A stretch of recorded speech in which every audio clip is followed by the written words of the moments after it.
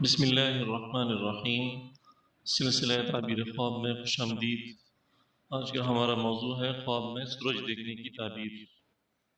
جو شخص خواب میں سورج پر دسترس حاصل کرے وہ مال و دولت پائے گا۔ جو خواب میں دیکھے کہ سورج صرف اس کی مکان میں ہی طلوع ہوا ہے تو اگر صاحب خواب غیر شادی شدہ ہے تو اس کی شادی جلد ہو جائے گی، اور اگر شادی شدہ ہے تو اسے حکومت کی طرف سے کوئی فائدہ حاصل ہوگا۔ اگر خواب میں سورج دیکھے کہ اسے بادلوں نے ڈھانپ لیا ہے تو یہ بیماری کسی مصیبت کی علامت ہے جو عنقریب صاحب خواب کے ساتھ پیش آئے گی، یا صاحب خواب کے والدین کے لیے کسی مصیبت یا ان کی موت کا پیش خیمہ ہے۔